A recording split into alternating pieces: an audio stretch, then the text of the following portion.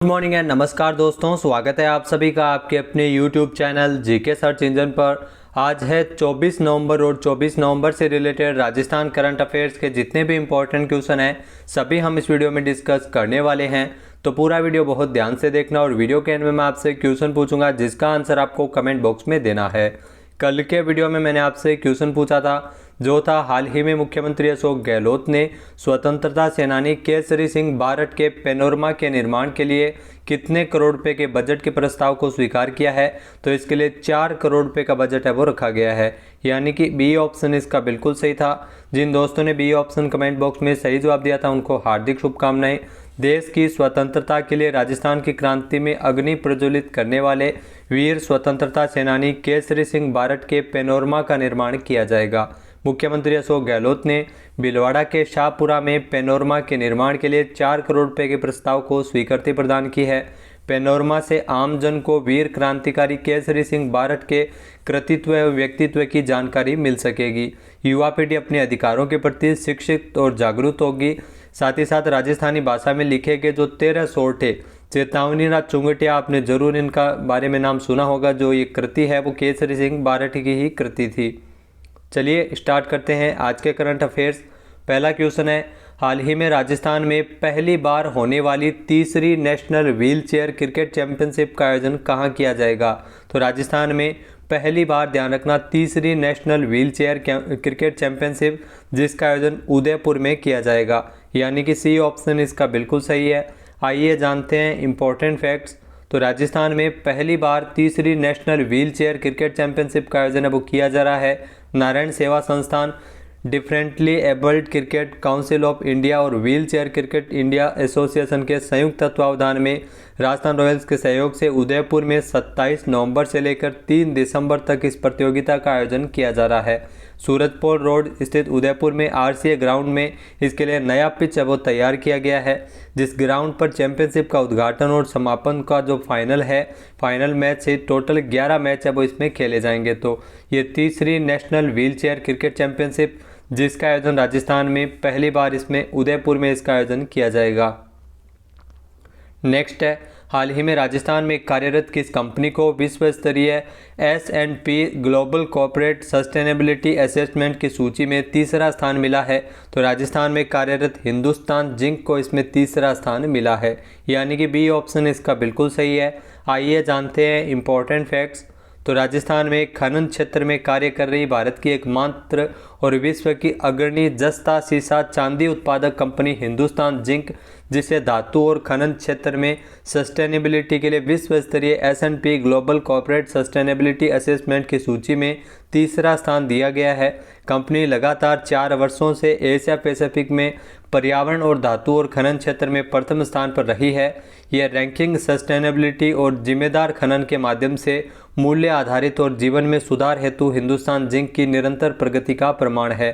तो हिंदुस्तान जिंक जो राजस्थान के उदयपुर साइड में खनन का कार्य कर रही है, हिंदुस्तान जिंक ने 18 नवंबर को कॉर्पोरेट सस्टेनेबिलिटी असेसमेंट के दौरान 80 जो उल्लेखनीय स्कोर है वो हासिल किया है। 80 अंक स्कोर हासिल किया है जो गत वर्ष 77 स्कोर था। नेक्स्ट है, हाल ही में राजस्थान के बीकानेर की महाजन फील्ड फायरिंग रेंज में भारतीय सेना की ओर से किस युद्धाभ्यास का आयोजन किया गया था। तो ये ध्यान रखना, जो बीकानेर की महाजन फील्ड फायरिंग रेंज में भारतीय सेना के द्वारा शत्रुनाश जो युद्धाभ्यास है जो भारतीय सेना के द्वारा आयोजित किया गया था, यानी कि बी ऑप्शन इसका बिल्कुल सही है। आइए जानते हैं इंपॉर्टेंट फैक्ट्स।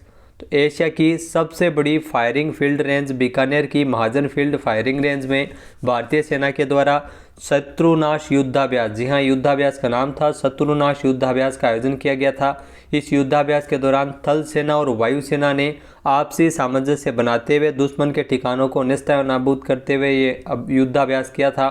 थल सेना के भीष्म टैंक और अजय T-72 टैंक K9 वज्र शरंग के चारों ओर से दुश्मन के टारगेट पर प्रहार किया गया। वही वायुसेना के अपाचे चेतक हेलीकॉप्टर ने आसमान से दुश्मनों को ढेर किया था। तो भारतीय वायुसेना की दक्षिणी पश्चिमी कमान ने 21 नवंबर को राजस्थान के बीकानेर में महाजन फील्ड फायरिंग रेंज में एकीकृत अग्नि शक्ति अभ्यास शत्रुनाश का आयोजन किया था। इसमें ज़मीनी और हवाई युद्धाभ्यास दोनों को शामिल करते हुए एकीकृत तरीके से फायरिंग प्लेटफॉर्म का उपयोग इसमें किया गया था और अभ्यास में उभरते खतरों को दूर करने के लिए वास्तविक समय के संचार और एक सामान्य ऑपरेटिंग परिदृश्य साझा करने जैसे कौशल का अभ्यास है वो इसमें किया गया था। नेक्स्ट है, हाल ही में पेयजल प्रोजेक्ट के लिए राजस्थान के किस जिले में स्थित राणा प्रताप सागर बांध में तैरता हुआ पंप लगाने का जो प्रदेश में पहला प्रयोग है वो किया जा रहा है। तो आपको बता दें कि चित्तौड़गढ़ में स्थित है राणा प्रताप सागर बांध, जहां पर प्रदेश का पहला तैरता हुआ पंप है वो लगाया जाएगा, यानी कि बी ऑप्शन इसका बिल्कुल सही है, आप जो तस्वीर में देख सकते हैं। आइए जानते हैं इंपॉर्टेंट फैक्ट्स। तो पेयजल प्रोजेक्ट के लिए बांध में तैरता हुआ पंप लगाने का जो प्रदेश में पहला प्रयोग है वो चित्तौड़गढ़ जिले के राणा प्रताप सागर बांध में होगा।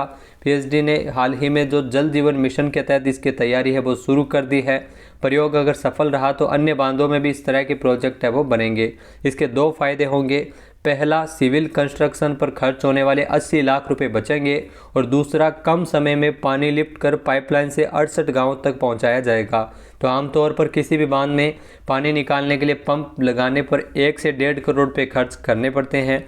यहाँ लागत कम करने के लिए जलदाय विभाग ने पांटून पंप हाउस लगाने का प्लान है वो तैयार किया है।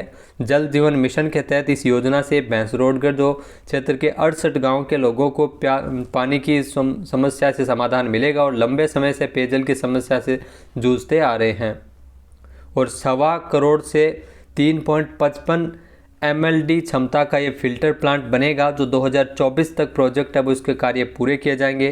पांटून पंप जो राणा प्रताप सागर बांध में नाव की तरह कार्य करता हुआ नजर आएगा।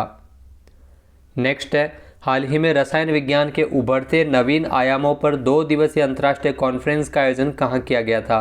तो रसायन विज्ञान के उभरते नवीन आयामों पर यह 2 दिवसीय अंतर्राष्ट्रीय कॉन्फ्रेंस का आयोजन उदयपुर में किया गया था, यानी कि सी ऑप्शन इसका बिल्कुल सही है।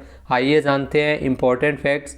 तो पैसिफिक विश्वविद्यालय उदयपुर के स्नातकोत्तर अध्ययन और रसायन विज्ञान द्वारा इंडियन केमिकल सोसाइटी कोलकाता के सहचर्य में रसायन विज्ञान के उभरते नवीन आयामों पर 20 और 21 नवंबर को 2 दिवसीय अंतर्राष्ट्रीय कॉन्फ्रेंस का उद्घाटन समारोह का आयोजन किया गया था। इस सत्र में 15 मौखिक और 70 पोस्टर शोध पत्र इसमें प्रस्तुत किए गए थे। इस कॉन्फ्रेंस में देश विदेश के 120 प्रतिभागियों ने हिस्सा लिया था।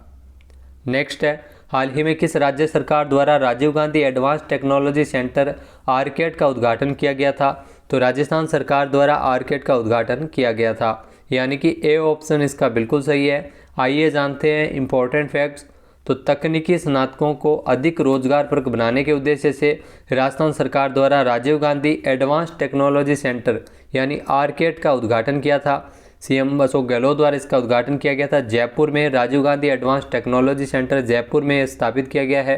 इसका उद्घाटन मुख्यमंत्री अशोक गहलोत ने 20 अगस्त 2022 को 2 दिवसीय डीजी फेस्ट 2022 के दौरान उद्घाटन किया गया था।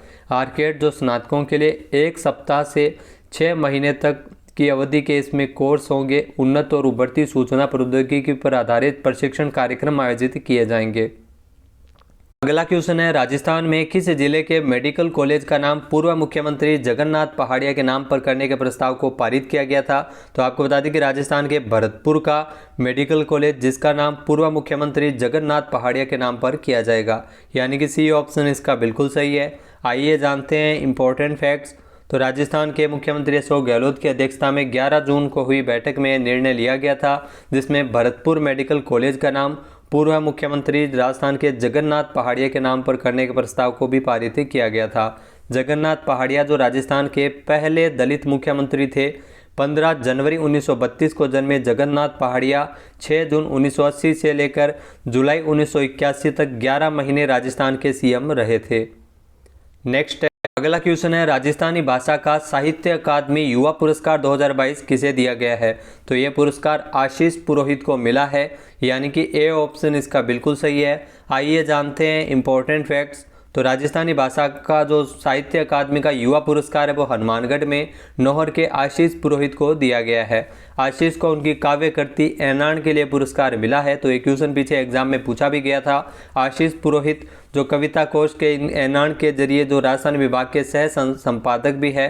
साहित्य अकादमी नई दिल्ली द्वारा हर वर्ष दिए जाने वाले युवा पुरस्कारों की 24 अगस्त को घोषणा की गई थी, जिसमें अकादमी के सचिव श्रीनिवासन राव ने बताया कि दिल्ली में अकादमी के अध्यक्ष चंद्रशेखर कंबार की अध्यक्षता में आयोजित बैठक में 23 भारतीय भाषाओं के लिए युवा पुरस्कारों की घोषणा वो साहित्य अकादमी द्वारा की गई थी, जिसमें मराठी में पुरस्कारों की घोषणा बाद में की जाएगी। युवा पुरस्कार के रूप में इसमें साहित्यकारों को 50,000 रुपये और स्मृति चिन्ह इसमें समारोह में दिए जाते हैं। तो 50,000 रुपये इसमें राशि है वो दी जाती है। नेक्स्ट है, हाल ही में भारत की ओर से किसे संयुक्त राष्ट्र के सर्वोच्च पर्यावरण पुरस्कार से सम्मानित किया गया है। तो भारत की ओर से जो संयुक्त राष्ट्र के सर्वोच्च पर्यावरण पुरस्कार से नवाजा गया है पूर्णिमा देवी बर्मन को, यानी कि सी ऑप्शन इसका बिल्कुल सही है जो आपको तस्वीर में दिखाई दे रही है। पूर्णिमा देवी बर्मन जिन्हें सर्वोच्च पर्यावरण पुरस्कार जो संयुक्त राष्ट्र का मिला है ये भारत से है। आइए जानते हैं इंपॉर्टेंट फैक्ट्स। तो असम की प्रमुख संरक्षणवादी कार्यकर्ता पूर्णिमा देवी बर्मन को साल 2022 के लिए संयुक्त राष्ट्र के सर्वोच्च पर्यावरण सम्मान चैंपियंस ऑफ द अर्थ के लिए पुरस्कृत किया गया है। तो आपको बता दें कि चैंपियंस ऑफ द अर्थ इन्हें पुरस्कार मिला है। पूर्णिमा देवी बर्मन ने लगभग 2 दशकों से एक सर्व महिला ग्रुप बनाकर ग्रेटेस्ट एडजुटेंट स्टॉक के अस्तित्व को सुनिश्चित करने का प्रयास किया है। हरगिला जो पक्षी के लिए असमिया नाम है, जी हाँ पक्षी के लिए असमिया नाम है हरगिला, सेना की मदद से इस पक्षी को विलुप्त होने से बचाने का कार्य है वो इसमें किया जा रहा है। तो इनके लगातार प्रयास को देखते हुए इन्हें पुरस्कार दिया गया है। नेक्स्ट है, हाल ही में साल 2022 एटीपी फाइनल्स का एकल खिताब किसने जीता है। तो वर्ष 2022 के लिए एटीपी फाइनल्स का खिताब जीता है नोवाक जोकोविच ने, यानी कि ए ऑप्शन इसका बिल्कुल सही है। टेनिस में इन्होंने खिताब जीता है नोवाक जोकोविच, आप तस्वीर में देख सकते हैं। आइए जानते हैं इंपॉर्टेंट फैक्ट्स। तो सर्बियाई खिलाड़ी नोवाक जोकोविच ने नॉर्वे के कैस्पर रूड को हराते हुए लगातार 6ठी बार एटीपी फाइनल का खिताब है वो इन्होंने अपने नाम किया है। एटीपी फाइनल का खिताब जीत लिया है। ये 2015 के बाद इस आयोजन में जोकोविच का पहला खिताब भी था। इसी के साथ ही वह रोजर फेडरर के रिकॉर्ड की बराबरी भी उन्होंने की है, जिन्होंने 6 एटीपी के खिताब जीते हैं। साथ ही साथ 35 साल के नोवाक जोकोविच जो खिताब जीतने वाले सबसे उम्रदराज खिलाड़ी बने हैं। अब बात कर लेते हैं आज के हमारे क्विज की। तो आज का हमारा क्विज है, हाल ही में ऊंट संरक्षण एवं विकास नीति लागू करने के लिए कितने करोड़ रुपए का प्रावधान किया गया है। एक बार फिर से सुनिएगा, हाल ही में राजस्थान में ऊंट संरक्षण एवं विकास नीति लागू करने के लिए कितने करोड़ रुपए का बजट रखा गया है। इसका सही आंसर आपको कमेंट बॉक्स में देना है।